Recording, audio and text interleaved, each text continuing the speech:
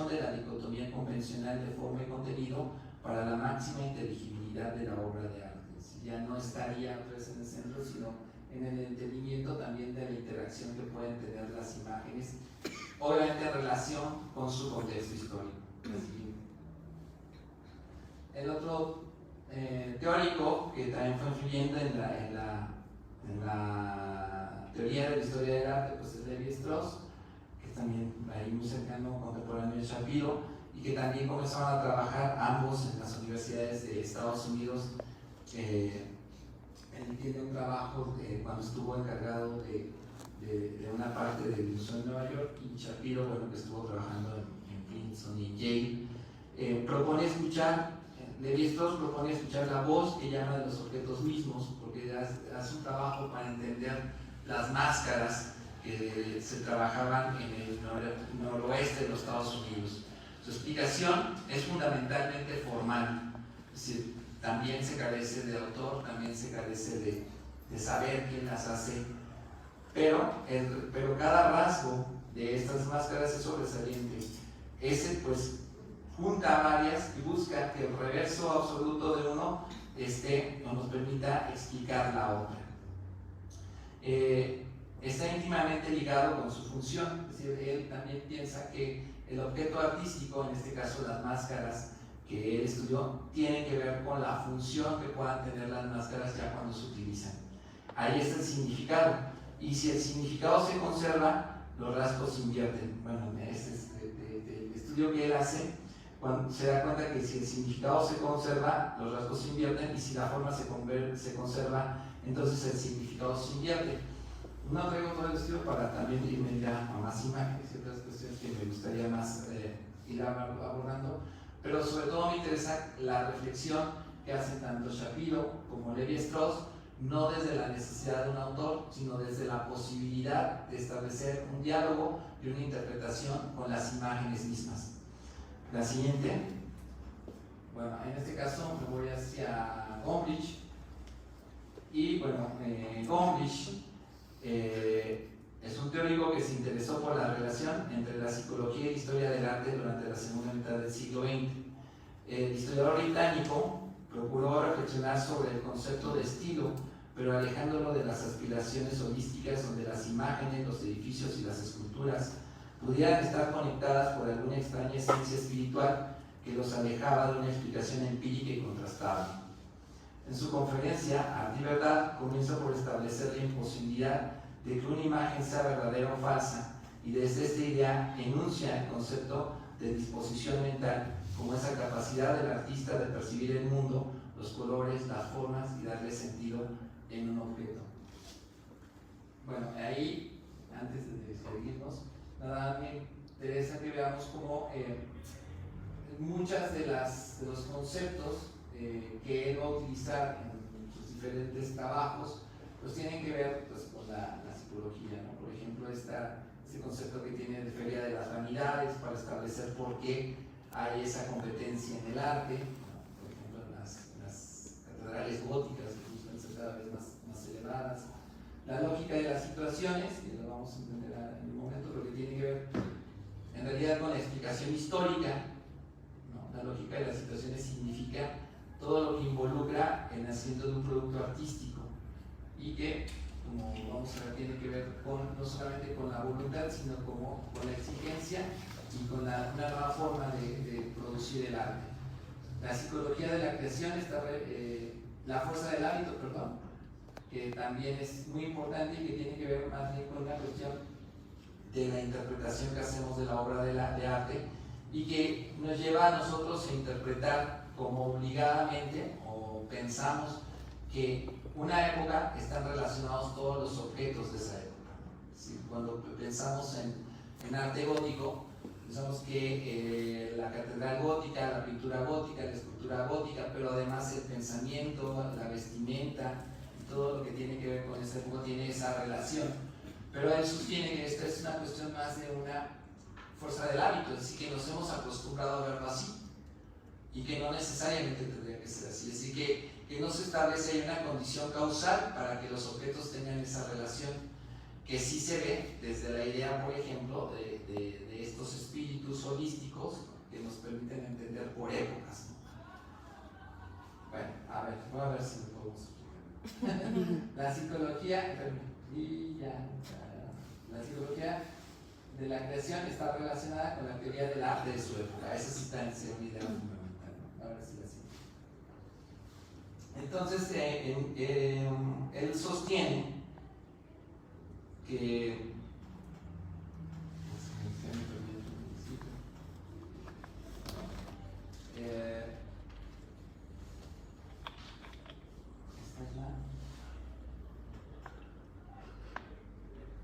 bueno, él sostiene que lo más importante es la manera en que se va aprendiendo a hacer el arte, ¿no? Esta imagen que vemos, no la fotografía, sino la imagen que vemos ahí, es una imagen de un león y un puerco espín, pintados en el siglo XIII. Y la imagen tiene una inscripción que el artista dice: este lo pinté del natural. Es decir, él está diciendo: yo no me estoy inventando a león, yo sí fui, lo vi, y este es el león tal como es. Bueno, pongo el león para que nos acordemos cómo es. Pero una de las cuestiones que nos dice Gombrich es que el arte no es un producto de la reproducción del natural de las cosas, mucho menos la pintura, sino que se va creando, cada época va creando formas de crear imágenes, ¿no? Hay métodos, técnicas y materiales que nos llevan a crear de cierta forma las imágenes. Entonces la imagen que se produce no proviene del natural, siempre son más determinantes las técnicas, métodos, materiales y la condición social del artista. Como se observa en el ejemplo, que no puede desprenderse de la heráldica, ¿no? Y el artista no se puede desprender de la heráldica, y a pesar de que está viendo el león, pues termina pintándolo como él sabe pintar un león. Así.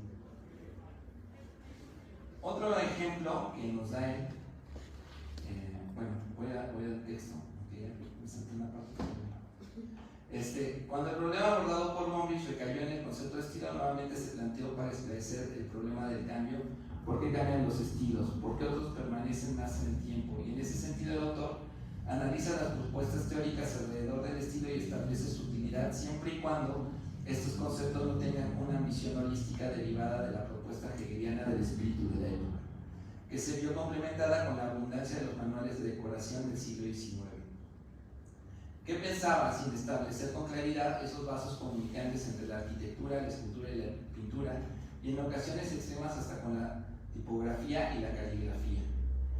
Sin embargo, Gombrich se encargará de desvanecer esa intención desde la confrontación de los objetos en el tiempo y el espacio, estableciéndose por ello la convivencia de dos estilos en una misma época, que ya lo mencioné antes. Por ejemplo, el autor inglés también acepta la utilidad de este concepto que establece y se construye desde el espectador y no el creador. Es entonces una construcción conceptual que me permite reconocer determinadas características visuales, constructivas o formales coincidentes entre varias. Generalmente dichas coincidencias son resultados de la fuerza del hábito, que es una manera usual de mirar las cosas, la que nos permite establecer relaciones casi inmediatas entre objetos, decoración, formas, edificios y esculturas, y le llamamos estilo. Y esa va un poco para esta, ¿no? Esta es la Catedral de Chartres, en un grabado de 1836, grabado a partir de una litografía de Mingles, y vemos ahí la catedral, ¿no? Una catedral gótica, y vemos la siguiente imagen, y nos damos cuenta que no todos los arcos son ojivales. Es decir, el que dibuja, al enfrentarse a una catedral gótica, pues de manera quizá inconsciente, hace los arcos ojivales, aunque los arcos sean románicos y no sean ojivales, ¿no?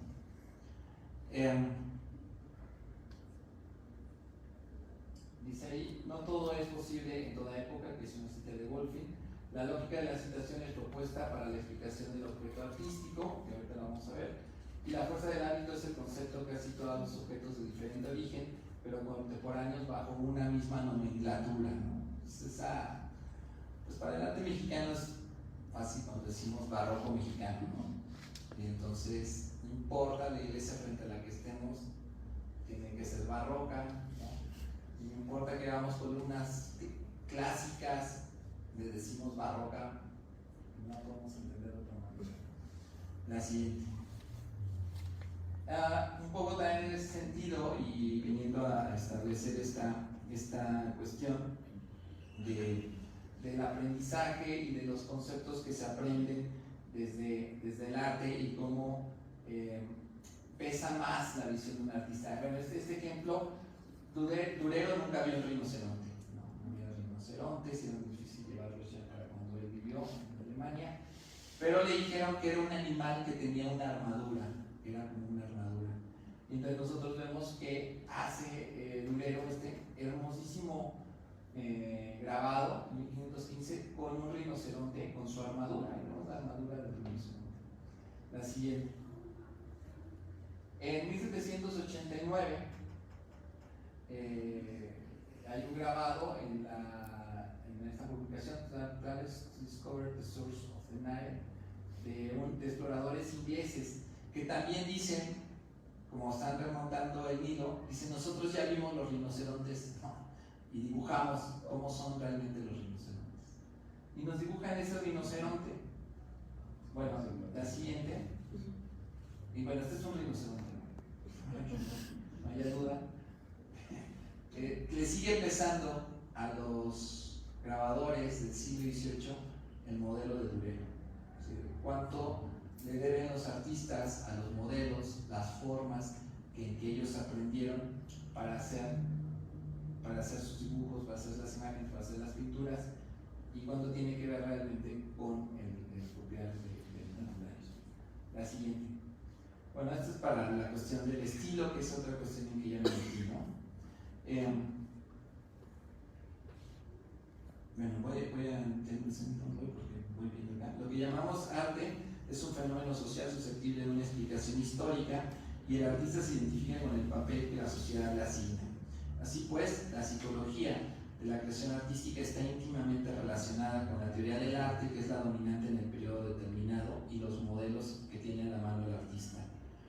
Los estilos en la arquitectura, y ya por eso estamos acá, y en el arte en general, no son esencias que impone una época, no son ideas que mágicamente se esparcen entre la sociedad y particularmente entre los artistas. En el siglo XIX se afirmaba cómo cada época no solo había creado un estilo artístico, sino que éste estaba emparentado con todo un repertorio de decoración. De esta manera los estilos parecían imponerse y no construirse con la voluntad de quienes los vivieron. Desde esta consideración no había elección, y una nación y una época se ajustaban al estilo vigente, ¿no? Sin embargo, en este texto se parte de que las formas y las características formales y decorativas de un estilo no son adaptadas previamente por las personas. Los estilos son formas y elementos constructivos, simbólicos y decorativos elegidos, en este caso por un arquitecto, una congregación, una orden, una parroquia, una comunidad, y en este ejercicio de elección a su vez se desplazan a otras formas y también permanecen algunos elementos anteriores que se siguen considerando como vigentes y aceptables.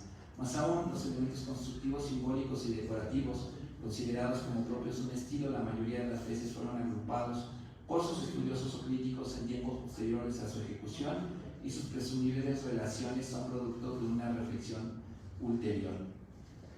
Aquí tenemos un ejemplo de eso. Generalmente, bueno, este es el Petit Teno, ahí está, construido entre 1762 y 1768, y lo hace María Antonieta. Y generalmente cuando hablamos de el estilo del siglo XVIII, de la segunda mitad del siglo XVIII, se habla de rococó, ¿no? Y todos los nobles franceses les gustaba el rococó, y todos traían sus empolvadas pelucas y no podían vivir sin el rococó. Y bueno, pues tenemos uno de los ejemplos más bonitos del neoclásico, que fue el palacio particular de María Antonieta en los dominios de Versalles.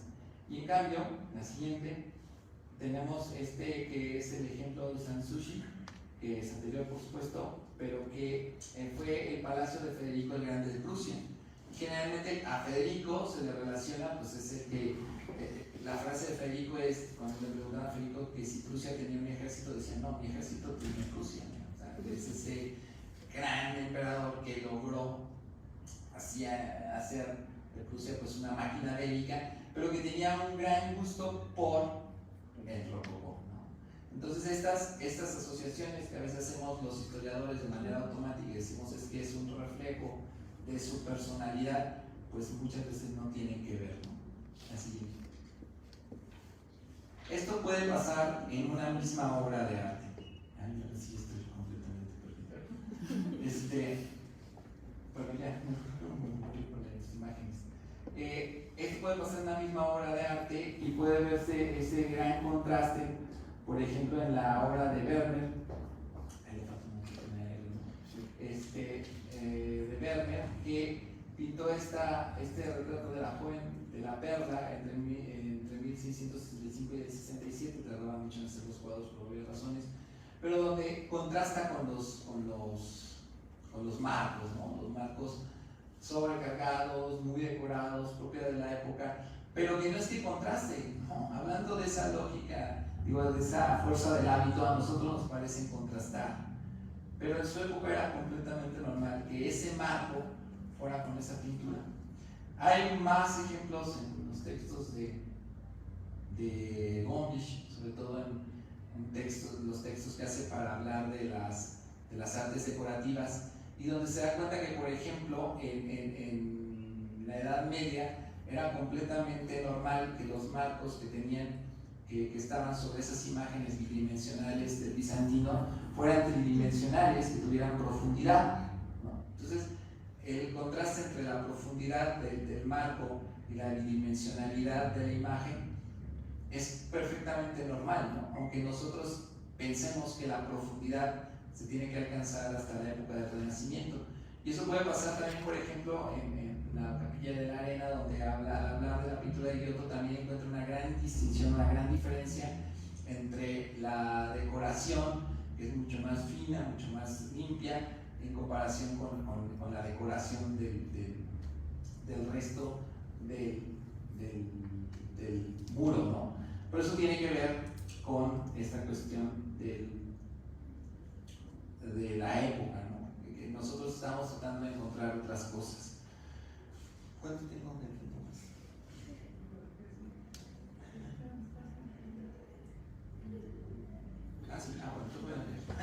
La mayoría de las veces esto sucede sin que nos demos cuenta. Nuestro entendimiento necesita de referencias que permitan la interpretación del mundo. Por ello pareciera inevitable que un cambio en la mentalidad derivase en un cambio en las formas que produce la mentalidad.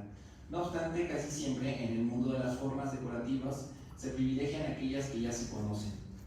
Estas tenderán a modificarse, pero son escasos los elementos completamente novedosos. Nada es completamente nuevo. Más aún, a esto debería agregarse lo que George Kugler denominó soluciones encadenadas, donde la tendencia de los artistas es hacia la modificación, el enriquecimiento o la reducción de una configuración artística compleja. Por una parte se encuentra la dificultad de innovar y por otra, que las innovaciones sean aceptadas por la mayoría de las personas. Todo arte surge en la mente de los artistas y se traduce en conceptos formales o imágenes, es decir, todo arte es conceptual y todas las representaciones se reconocen por su estilo.